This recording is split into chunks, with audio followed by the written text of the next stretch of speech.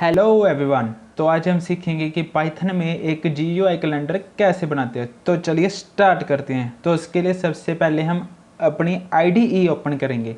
मैं यहाँ पर विजुअल स्टूडियो कोड इस्तेमाल कर रहा हूँ, तो मैं विजुअल स्टूडियो कोड ओपन करूँगा।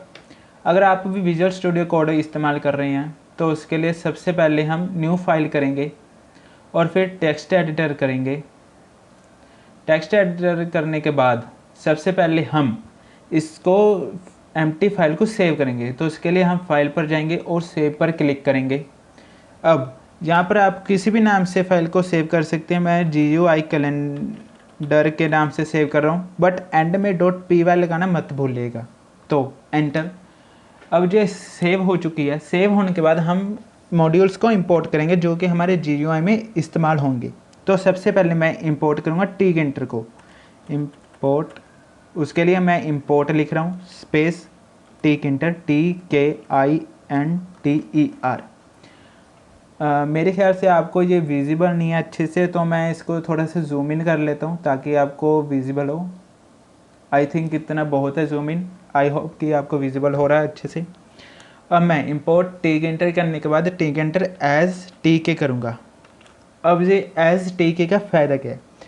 जब भी मुझे टीकेंटर का कोई भी फंक्शन को कॉल करना है तो मैं पूरे का पूरा टीकेंटर नहीं लिखूंगा।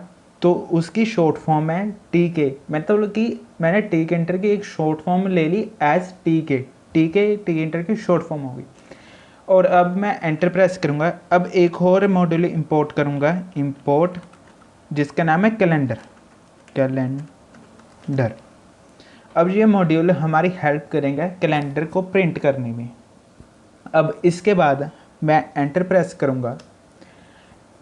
एंटर प्रेस करने के बाद मैं एक वेरिएबल को डिक्लेयर करूँगा जो कि हमारे टीकेंटर के फंक्शन जो भी रिटर्न करे। टीकेंटर का एक फंक्शन होता है कैपिटल TK, जो भी रिटर्न करे उसमें स्टोर हो जाए।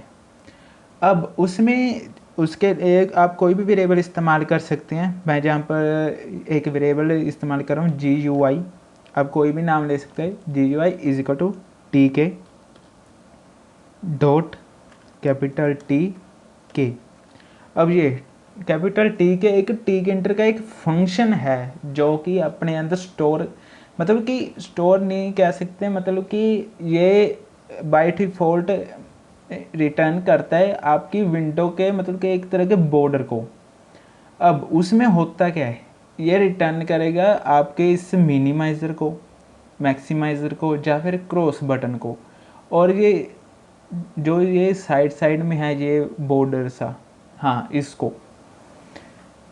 अब ये करना बहुत ज़रूरी है क्योंकि मिनिमाइज़र, क्रॉस बटन और मैक्सिमाइज़र तो हर एक एप्लीकेशन में होता ही होता है, इसलिए हम इसको कॉल कर रहे हैं। तो इसके बाद हम एंटर प्रेस करेंगे। अब हमें अपने GUI कैलेंडर के लिए एक टाइटल भी चाहिए। उस टाइटल के लिए हम क्या करेंगे, उसके लिए हम लिखेंगे GUI.title।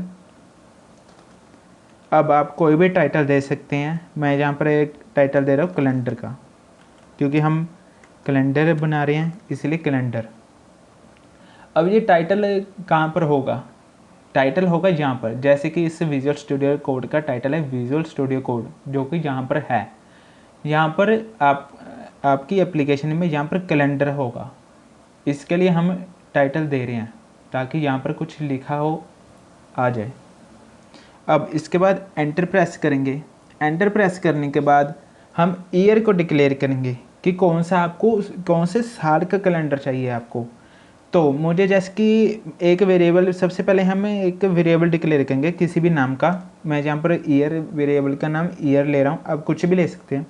और अब इसमें हम स्टोर करेंगे आपको कौन से साल का कैलेंडर चाहिए। जैसे कि मुझे इसी साल का कैलेंडर चाहिए तो मैं लिखूँगा 2020, क्योंकि मैं इसी साल का कैलेंडर चाहिए मुझे। और इसके बाद एक और वेरिएबल डिक्लेयर करूँगा, CAL ले लेता हूँ, आप कोई भी नाम का ले सकते हैं, =। अब इस वेरिएबल में क्या स्टोर होगा, तो इस वेरिएबल में स्टोर होगा कि एक कैलेंडर, जो ये वाला कैलेंडर है, ये एक मॉड्यूल है, इसका एक फंक्शन है कैलेंडर डॉट कैलेंडर। अब ये एक वेरिएबल लेता है, मतलब इसमें एक वेरिएबल को पास करना पड़ता है। तो मैं ईयर को पास कर दूंगा। अब ये करेगा क्या, ये कैलेंडर फंक्शन रिटर्न करेगा इस साल का कैलेंडर, जो कि हम स्टोर कर रहे हैं CAL में। 2020 का कैलेंडर हम CAL में स्टोर कर रहे हैं। आप किसी भी साल का ले सकते हैं, वो आपकी मर्जी है कैलेंडर। और उसके बाद हम अपने GUI का लेबल डिक्लेयर करेंगे। तो उसके लिए CAL = TK dot label. Label Tkinter का एक फंक्शन है जो कि लेबल बनाता है। अब ये इसमें हमें कुछ पास करना पड़ेगा, तो मैं GUI पास कर रहा हूँ, जो कि ये वाला है, ये वाला। आपका जो भी नाम हो आप वो पास कीजिए, ये पास करना ज़रूरी है एक तो। और इसके बाद टेक्स्ट, TXT टेक्स्ट। अब हमें टेक्स्ट तो चाहिए नहीं, हमें तो कैलेंडर चाहिए, तो हम इसलिए टेक्स्ट = CAL करेंगे, ये वाला CAL। हाँ, तो इसके बाद फिर कॉमा। अब मैं एक फ़ॉन्ट चूज़ करूँगा कि कौन से फ़ॉन्ट में हमारे कैलेंडर के नंबरिंग्स हो, कौन से फ़ॉन्ट में। ये फ़ॉन्ट लेना आपकी मर्ज़ी, आप लें चाहे ना लें वो आपकी मर्ज़ी है, लेकिन मैं एक फ़ॉन्ट ले रहा हूँ। फ़ॉन्ट को मतलब कि पास कर रहा हूँ। अब मैं फ़ॉन्ट कौन सा ले रहा हूँ, मैं फ़ॉन्ट ले रहा हूँ CONSOLAS, कंसोलस। सॉरी, मैं इसको इसमें करना भूल गया। हाँ, अब मैं कंसोलस ले रहा हूँ। कंसोलस एक फ़ॉन्ट का नेम है, आप कुछ भी ले सकते हैं। एरियल ले, फॉर एग्जांपल एरियल, आप कुछ भी फ़ॉन्ट ले सकते हैं। और कंसोलस 10 बोल्ड में ले रहा हूँ मैं इसको। 10 इसका साइज़ है, क्योंकि फ़ॉन्ट का साइज़ कितना होना चाहिए, 10 ले रहा हूँ मैं साइज़ इसका। और ये फ़ॉन्ट लेना आपकी मर्ज़ी है, आप इसको पास करें चाहे ना करें, आपकी मर्ज़ी है। और इसके बाद मैं एंटर प्रेस करूँगा। एंटर प्रेस करने के बाद मैं CAL डॉट ग्रिड करूँगा। अब ग्रिड का फ़ायदा क्या है करने का, इसका फ़ायदा है कि आपका जो भी कैलेंडर है वो GUI में, मतलब कि आपकी विंडो में, जो जैसे कि ये विंडो है, उसकी कौन सी रो में और कौन से कॉलम में हो। जैसे कि मैं इसके रो ले रहा हूँ =1, आप कोई भी रो ले सकते हैं, और कॉलम भी 1 ले रहा हूँ, ताकि ये जो कैलेंडर है रो फर्स्ट रो में, उसके फर्स्ट कॉलम में ही प्रिंट हो सके। इसके लिए ग्रिड ले रहा हूँ मैं, रो 1 कॉलम 1। अब एंटर प्रेस करूँगा। आपको ये ग्रिड लेना है नहीं लेना, ये भी ऑप्शन है। ये ग्रिड ऑप्शनल है, आपकी मर्जी है लेना ना लेना। इसके बगैर भी आपका GUI कैलेंडर अच्छे से बन जाएगा। अब मुझे इसको एग्जीक्यूट करना है, मतलब कि अपने ग्राफिक्स को एग्जीक्यूट करना है। तो उसके लिए मैं लिखूँगा GUI डॉट मेन लूप।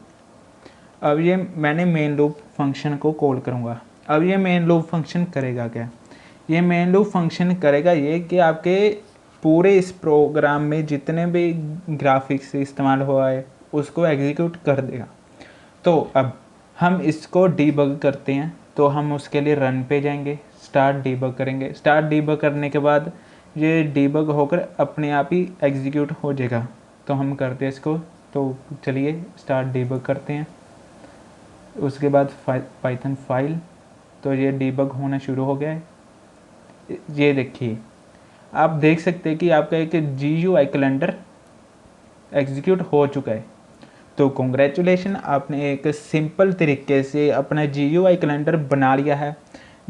ये देखिए, जैसे जो से टाइटल की मैं बात कर रहा था वो ये देखिए ये टाइटल आ गया है आपका कैलेंडर। आप इसकी जगह कोई भी टाइटल ले सकते हैं, वो आपकी मर्जी है। तो thanks for watching this video, and if you like my this program, then do subscribe my channel and also like the video. Thanks for watching. Thank you.